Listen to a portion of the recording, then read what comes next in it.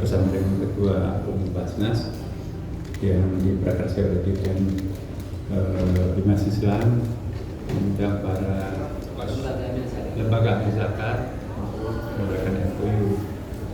Ya, terus kami sangat terinspirasi oleh statement Bapak Presiden, betapa konsep beliau terhadap pengentasan kemiskinan, dan sangat profesional.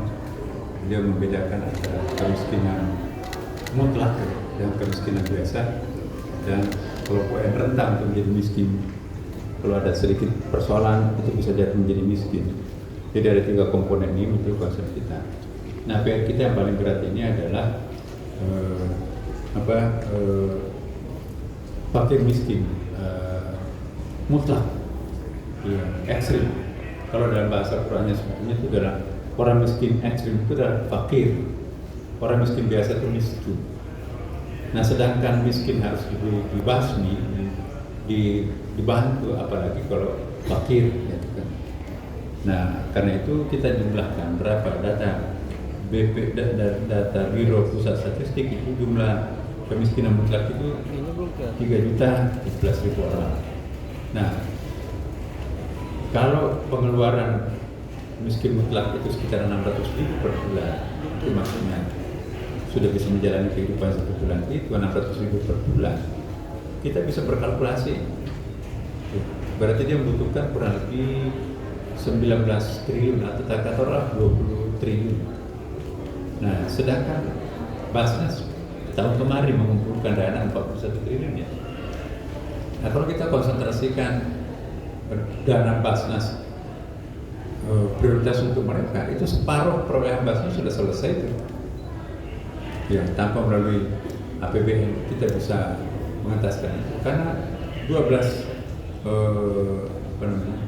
3,17 juta itu bisa dikalkulasi 99% itu mungkin umat Islam. Kita bisa verifikasi karena zakat itu kan ada asnafnya, tidak boleh kepada mereka yang non muslim, harus yang 8 itu ada fuqara, ada masakin, ya, kemudian juga fisabilillah.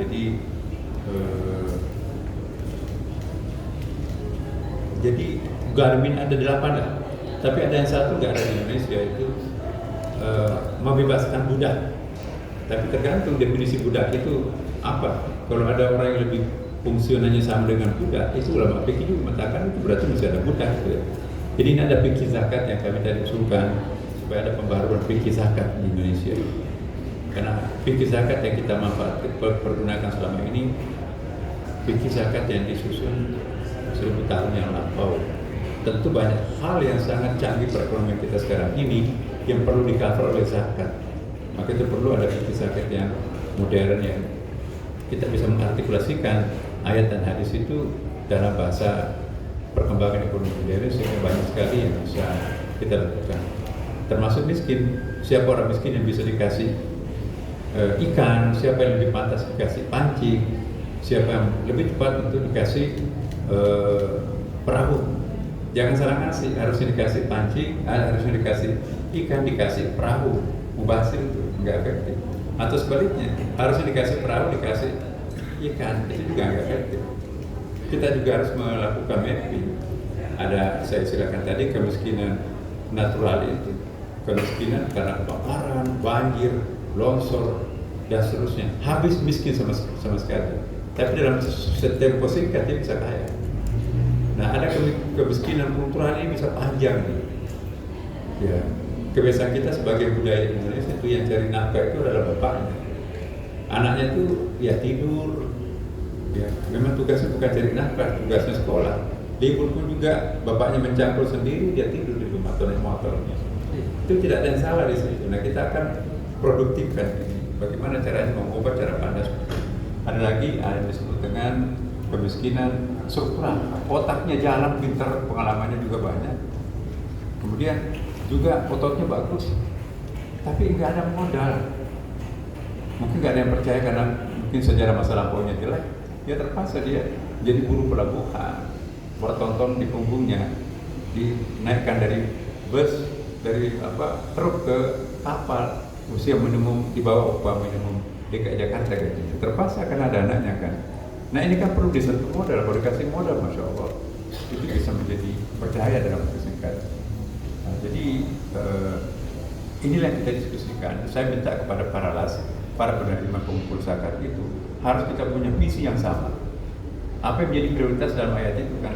Khudh min amwalihim sadaqah, bukan. Innama sadaqatu lil fuqara dulu kan? Lil fuqara wal masakin, yang belakangan itu yang lainnya. Memang harus ada amil, tapi ingat jangan sampai amilnya dapat lebih banyak. Itu nggak bagus, itu nggak boleh malah. Jadi inilah kami arahkan di atas tadi bersama dengan Pak Ketua Basnas, Pak Prof dan Pak Dirjen. Dan alhamdulillah sangat senang teman-teman bersedia untuk mendukung gagasan-gagasan Presiden memberdayakan wakaf untuk membebaskan kemiskinan bagi mereka yang memenuhi syarat dikasih di sana. Karena banyak sekali kita juga mengumpulkan dana ini. Nah ini juga saya menghimbau kepada mereka-mereka yang belum bayar, jangan hanya rajin membayar zakat, membayar pajak, tapi sebagai seorang Muslim maka harus bayar zakat. Wajib membayar pajak sebagai seorang Indonesia kan, tapi juga wajib bayar zakat kalau sebagai orang Islam. Nah kalau kita lihat hasil penelitian UI, salah satu UI di Indonesia, kalau orang yang berKTP Islam yang menyimpan uangnya di bank-bank yang ada sekarang ini, kita kumpulkan akumulasi dananya itu seharusnya 300 triliun per tahun kita bisa peroleh dari dana zakat. Tapi yang dikumpul Pak Ketua Basnas itu hanya 41 triliun. Berarti kemana larinya sebagian? Nah jadi kita menghimbau kepada para aghnia, para muzaki, mumpul Ramadan ini, mari kita ukur keimanan kita. Ya, alangkah miskinnya kalau kita pengeluarannya zakat. Jangan hanya mengeluarkan zakat saja, karena ada infak, ada sedekah, ada jariah, ada hibah, ada wasiat, ya kan? Ada jizyah, kemudian juga ada fai, ada ghanimah kalau ada. Kemudian juga ada usyur, ada khumus, ada hiwalah.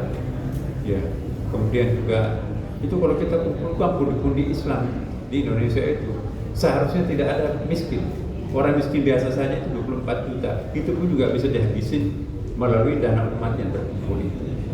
Nah ini dahsyat. Belum lagi kita bicara tentang wakaf. Potensi wakaf itu 178 triliun per tahun betul kalau itu diefektifkan. Jadi enak sekali kan sekarang ini, misalnya saya punya handphone ini, provider bayarkan 10% nanti itu ke BWI. Dan kalau saya tiap bulan pergi ke kantor wakaf, pergi ke Basnas, aduh repot. Jadi bisa ada kita bantu para wakif itu untuk menyelesaikan. Jadi bayar PLN misalnya 50.000 per bulan, Pak, tambahin 10% nanti itu, yang 10% itu masukkan ke BWI. Enak tuh. Kalau ini diberdayakan 178 triliun terkumpul setiap tahun. Tidak ada artinya orang miskin yang 24 juta itu dalam tempo singkat ini bisa pundi-pundi umat ini saja. Apalagi agama-agama lain juga, Katolik, Protestan, Hindu juga lebih banyak lagi. Jadi kalau kita menggunakan bahasa agama untuk memberdayakan masyarakat miskin dalam tempo yang sangat singkat, ya jangan terlalu lama orang itu menjadi miskin di Indonesia. Kita kaya raya kok. Dan kita pun juga terkenal di Indonesia sebagai negara charity yang paling rajin bersedekah. Nah ini berupa angka. Belum lagi siklus keagamaan kita masing-masing kan. Ada kurban, 2 ekor kambing, satu ekor kambing atau sapi, ada tasmiyah, akikah, 2 ekor kambing laki-laki, ada walimah, undangan, ada takziah, segala macam. Siklus upacara keagamaan kita itu bisa membebaskan masyarakat dari gizi yang buruk. Maka itu kalau kita hitung-hitungan berapa jumlah bantuan pemerintah kepada fakir miskin, hanya berapa? Seharusnya kata lembaga internasional itu, jumlah orang miskin di Indonesia itu seharusnya banyak mati kelaparan dibanding dengan sebuah negara yang dijatuhkan kepada mereka. Tapi kok nggak apa-apa, malah sehat. Ternyata diteliti bahwa salah satu diantaranya adalah upacara keagamaan yang sedemikian tempat, tingkat misalnya kalau ada banjir itu ditampung oleh orang-orang yang tidak banjir berhari-hari. Di situ ada kebakaran, gotong royong. Jadi coba bayangkan kalau uang negara semua yang harus membantu mereka, berapa dana negara ini harus dikeluarkan untuk mereka. Tapi ini enggak. Ikhlas semuanya, masjid dijadikan tampungan, panti asuhan, sekolah, kampus, dan bukan hanya ke tempatnya, tapi diberi makan oleh mereka. Jadi kemiskinan natural itu hilang. Nah kalau itu diangkatkan, itu triliun juga jumlahnya. Alhamdulillah kalau bahasa agama kita gunakan, apakah itu Islam, Protestan, Katolik, Hindu, Buddha, insya Allah fakir miskin itu bisa selesai dalam waktu singkat. Mohon dibantu rekan-rekan para wartawan. Terima kasih, ditambahkan.